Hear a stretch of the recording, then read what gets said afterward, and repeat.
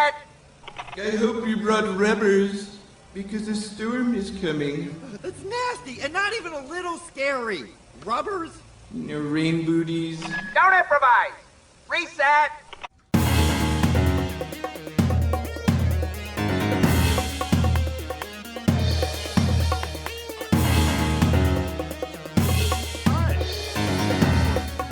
Hi! There we go, that's better. Welcome to Venture Brothers.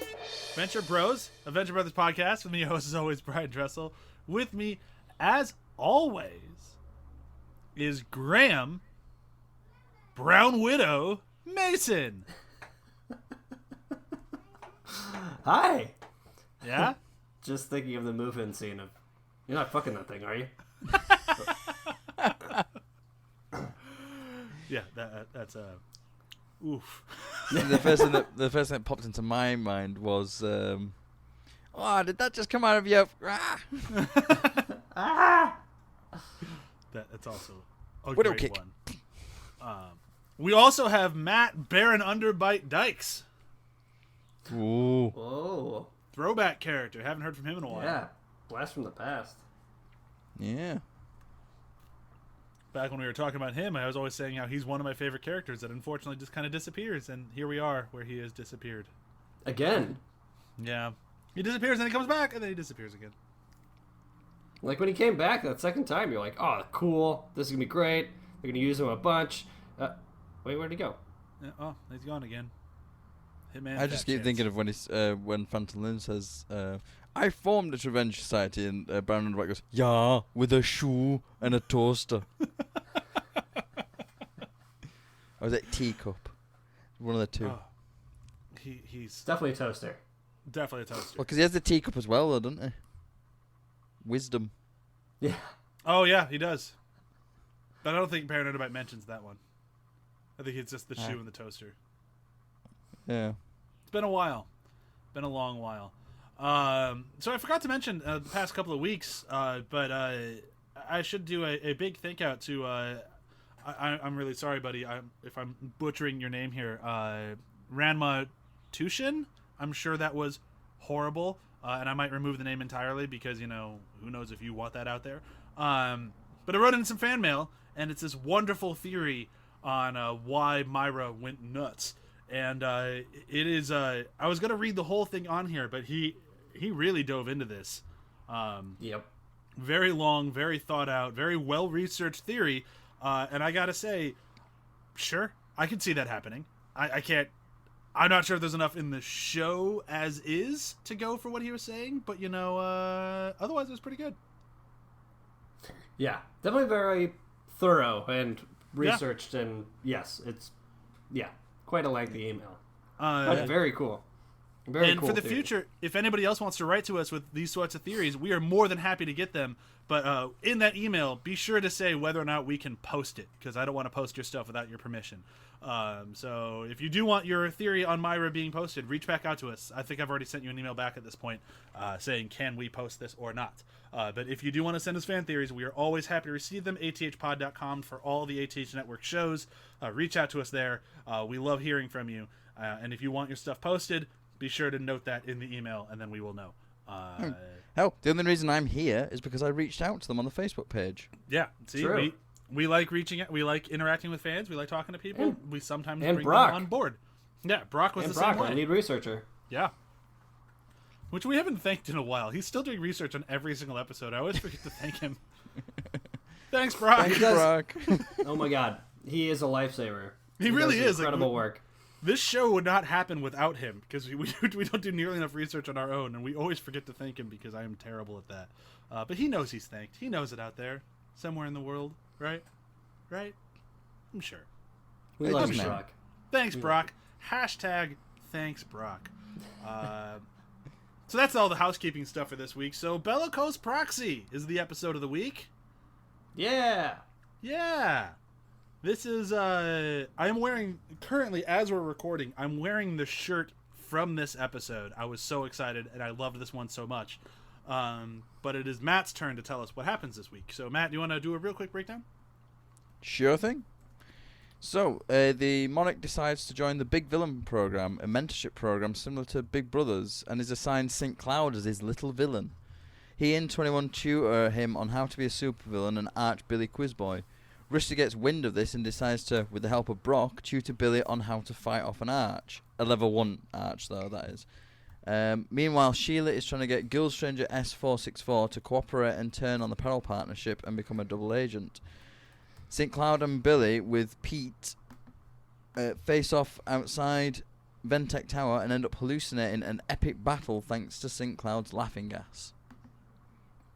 And S464 and Kimberly McManus are reunited, and it is and he tells her that he is a double agent. Yeah, that's pretty much everything. Yeah. Had to go like shorter this time rather than rambling on for 26 minutes, which is very much appreciated.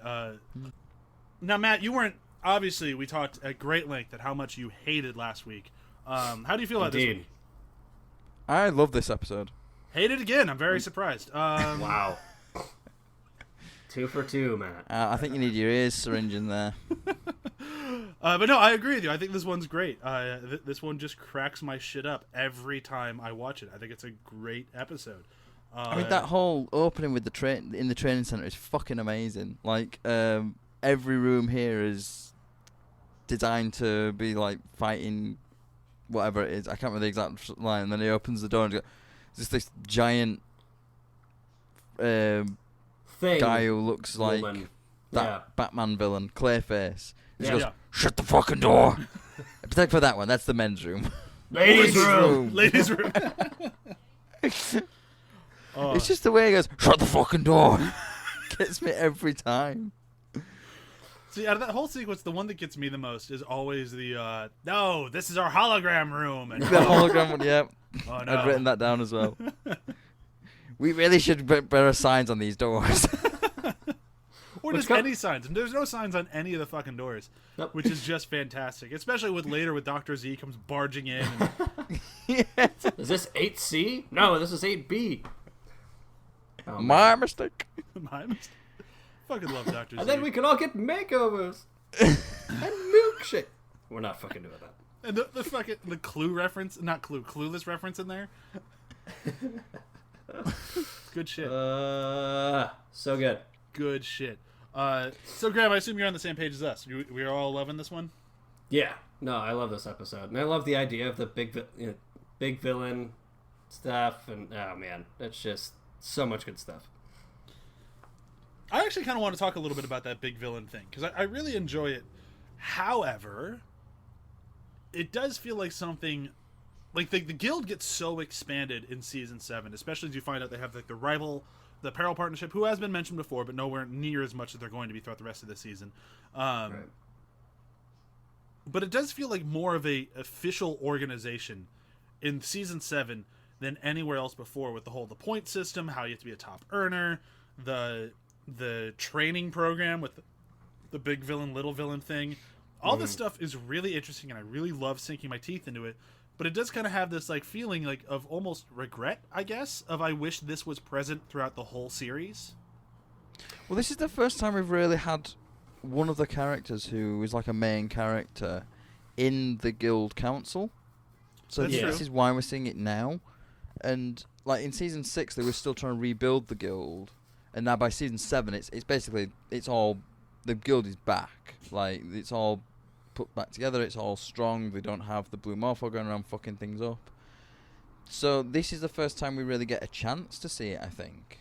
No, that's very fair. I think that makes a lot of sense. I think it's just I have so much fun with it, and I think there's so much they could have done throughout. Like when Sergeant Hatred was still a villain, antagonist, sorry. When all that was still going on, I feel like there was some more that we could have seen from this side of things that we didn't really before. And it's not a problem because we still got it at some point. So like I don't mean to sound like I'm complaining, but it would have been kind of cool to see this level of organization from the beginning. Yeah. And, the Sovereign more involved in, some of these types of details and stuff like that. But I definitely agree that this is the new GCI, and I think this is kind of being remade by Sheila. Yeah. Which is great.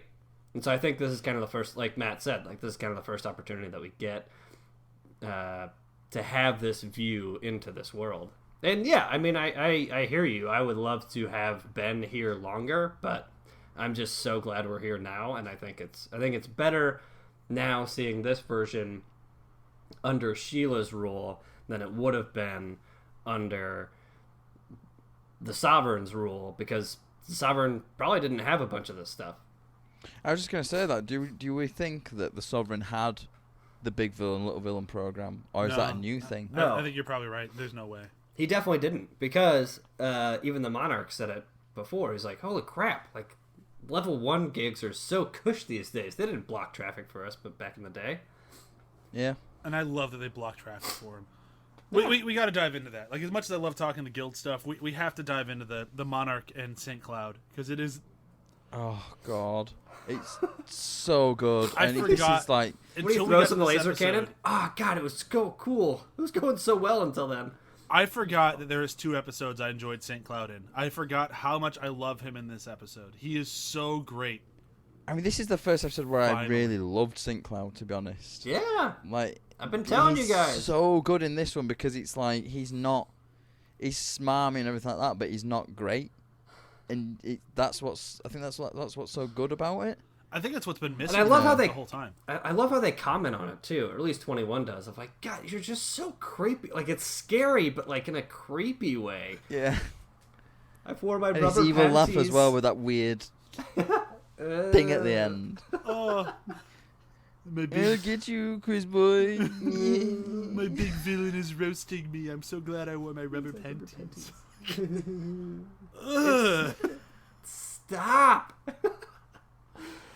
I love that the exchange in the Batmobile.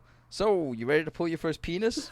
Well, that sounds unappetizing. No, penis is just an acronym for preliminary effective new information schooling. It's like recon, but you bust it up. Then why not just call it recon instead of penis? Instead of what? Instead of what? Instead of penis. What? Of what? Of penis. It's hard to hear you up here. Penis. I said penis. Penis.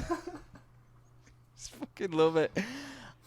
I absolutely love that whole sequence. There's like when they first go to see him, and like he's like, oh my god, this is the X2. This guy's loaded. How is this guy only a level 1? And it's like, he's got Blue Thunder, and like Blue Thunder's an awesome film. You should go see it. But yeah, he's got it, and then they actually meet him, and it's like, oh, you fucking kidding me? That's St. Cloud, and it's like, yeah, that's why it's a level 1. Totally. Yeah. Oh my god! And when they finally have the showdown with Billy and Pete, which is just ridiculous. I love him coming out of the cloud and like there's a storm coming, so I hope you brought your rubbers. Don't improvise. And he's just awful. Like he is just. It's so good to finally see the representation of St. Cloud that I've been feeling this whole time. Of like he's the worst. And like, oh, he is the worst. He's a terrible villain. Yep.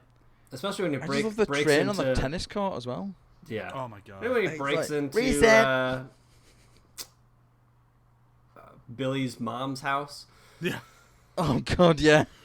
Oh, poor St. Cloud diving through the window and finding Colonel Gentleman, and then Billy's mom. Yeah. Colonel Gentleman reading a book on needlepoint. I didn't see that. Oh, laddie boy. And he's just chose so the wrong excited place to to kick talk someone's top. ass. Like, he's so happy. Like, oh, what a lovely Tuesday. Yeah. Roz, dear, there's a wee little pest in here. They're just water, but... Oh. I also just love the question, like, does your hat shoot lightning or something? He's like, this is made out of foam core. Yeah. Do you have any special powers or anything where you're like bitten by a bug or something? Oh, restless leg. We could use that. Super restless. No, that's dumb. So you have no special abilities. I have money. Perfect. and they. Oh. I love the bit where it's like, the lightning rifle, and then Chun-Li was like, cloud bombs loaded with nerve gas. It's like, level 1, dude, level 1. Cloud bombs with laughing gas. Oh, he gassed himself. Oh, no. Yeah. And he gassed himself. And I love that their entire fight sequence is all in their heads, and they just found them all sleeping together in a pile. Yep. When are you going to tell them about that? Never. Which is like another great dad moment from Rusty. This is another thing I mentioned in there. Like, Rusty's being a pretty decent guy. Yeah. I have a theory, and we'll see, because like I said, I don't remember season 7 as well as any of the other seasons. But does Rusty kind of grow up throughout this season? Kinda. Or do we just have 2 episodes in a row where he happened to be a slightly better person? I mean, there is like a slight evolution of his character throughout this season. I think because it's weird. It's almost like he's dealt with the shit from his dad, because his dad's now gone completely. Huh. Yeah. He's sort of dealt with it. Maybe. Maybe he's starting to move on. He's not gone completely. He's definitely in a cooler somewhere. But in his mind, gone completely. I think you're right. I think he finally might have let go of some of that baggage, and he might become a slightly better person. I could eat these words next week very quickly, but I don't think next week's all a hallucination if I'm remembering the episode right. So that wouldn't be it. I mean, that might be 2 episodes from now. It's a simulation. Sorry. So no, I think we could be right. He might be growing up a little bit. Go Rusty. Mm. Yeah. Finally. Only took you. I do love 40-something years. If we're talking about the Monarch in 21 training St. Cloud, we have to talk a little bit about Rusty and Brok training Pete and Billy how to be the good guys, if you will. Please don't. It's protagonist. I mean, like that initial thing. Come in, Brok. We have a level 1 guild arching. So, what do you want, an aspirin or something? See? You're scared of a scroll. But I love that Billy with the frigging cork gun as well. Like, this is a ray gun. An empty cock gun at that. And it isn't until I gotta load this bad boy. It isn't until the purple cloud comes around. It's like, I'm gonna get you, Maruhaha. And then Billy's like, who's Maruhaha? Who's Maruhaha? It's an evil laugh, Billy. Oh, wait a minute. That's how the Monarch spells Maruhaha. Now it's you and personal. 2 R's.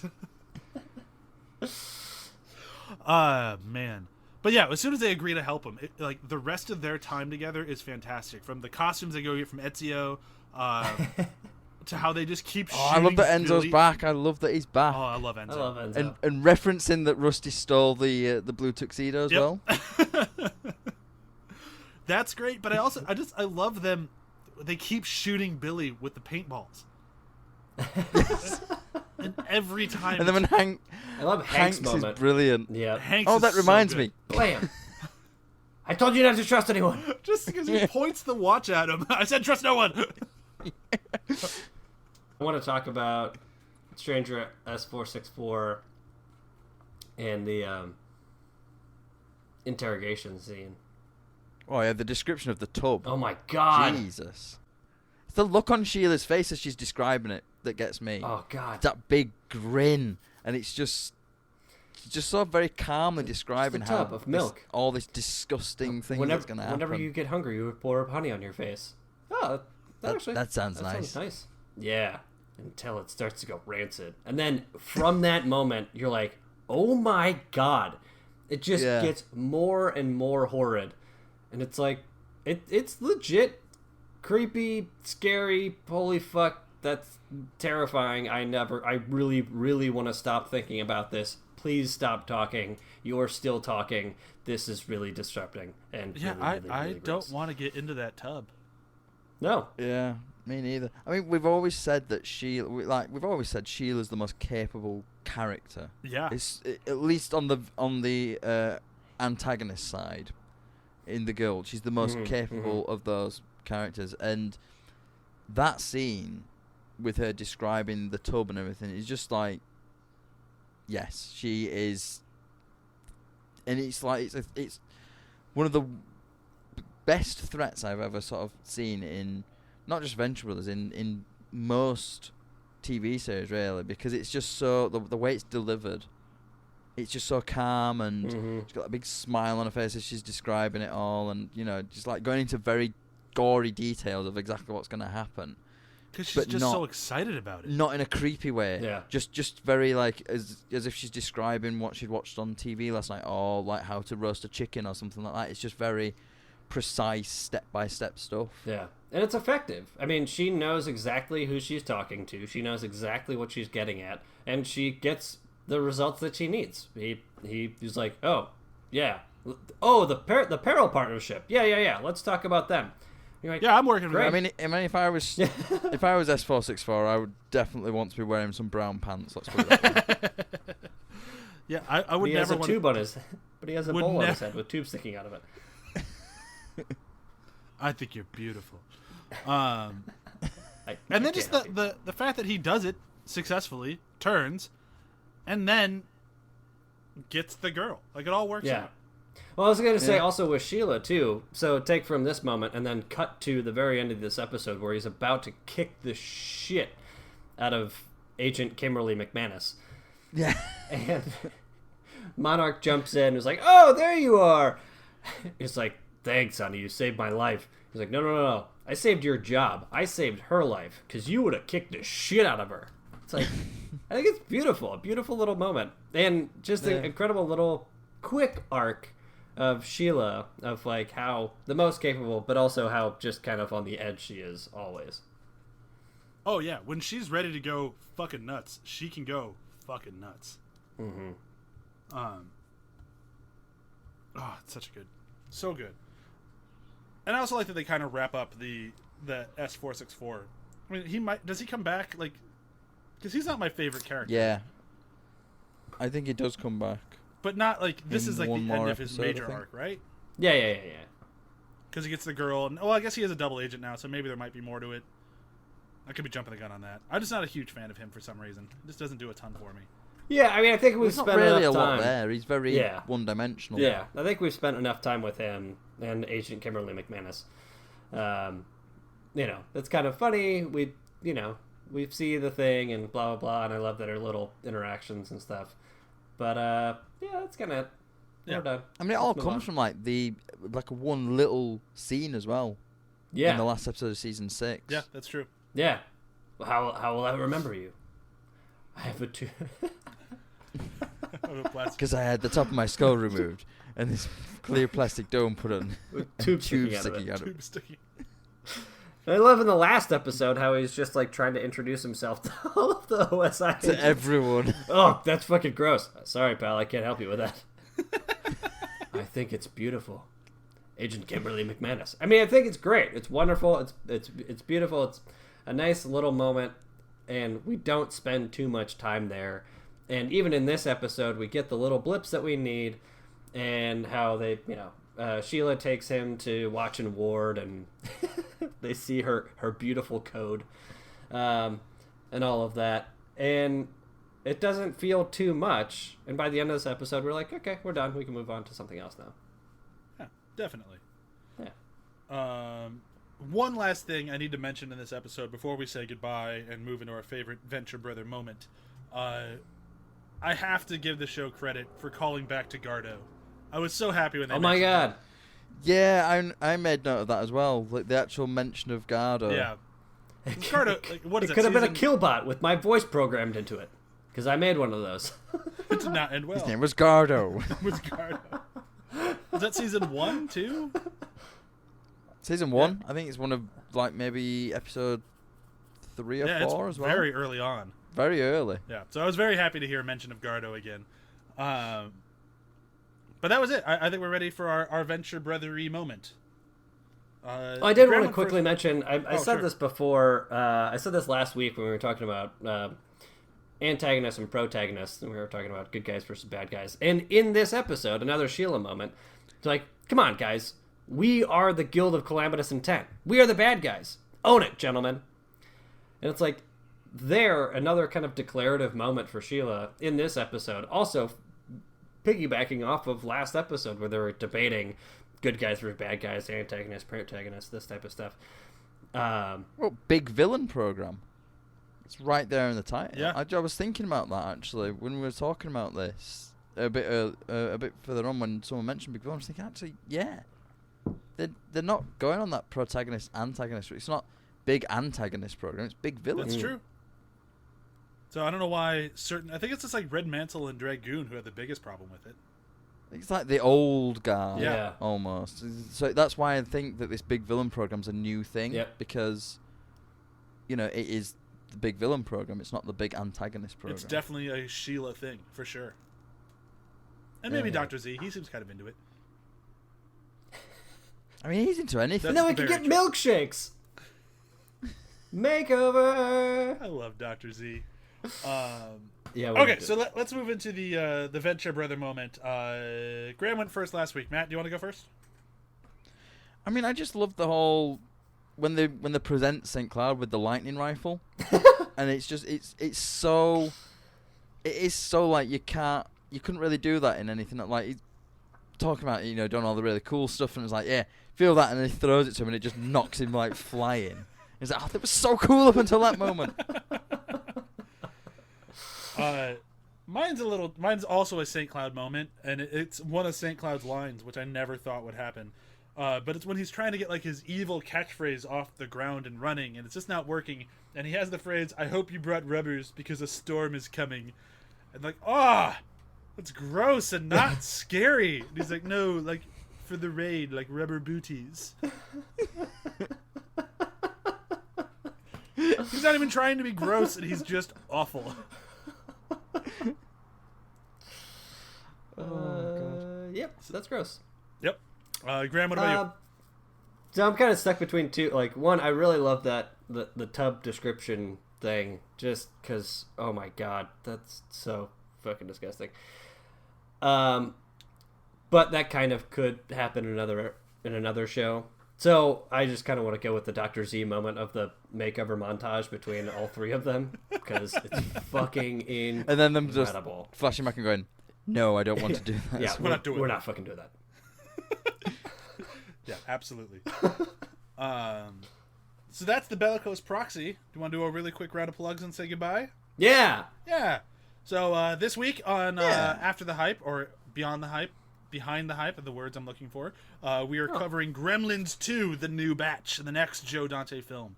And as we say on Behind the Hype, are you ready to Dante? Joe Dante. So if that didn't get you excited for the show, I don't know what will. Please still listen to the show. It's funny. Right? Yeah. That's it for me, though. Matt, what are you plugging? Same old. I'm getting back into some and write my articles. I really realised earlier on today that Die Hard 2 and 3 are 30 and 25 years old respectively, so I think I may end up doing a little thing on the two Die Hard sequels, because, Die Hard was the first article I wrote for the ATH site, and it'd be nice little full circle thing to come back to Die Hard. Yeah. So yeah, I'm think about doing something on that. There's quite a few things this year that are going to be hitting those milestone ages. Cool. Yeah. I really look forward to that Doctor Who article. Graham, what about you? Yep. Cool. So that is it. Thank you very much for listening. I'm going to say bye now. Bye. Bye now. Now. Bye now.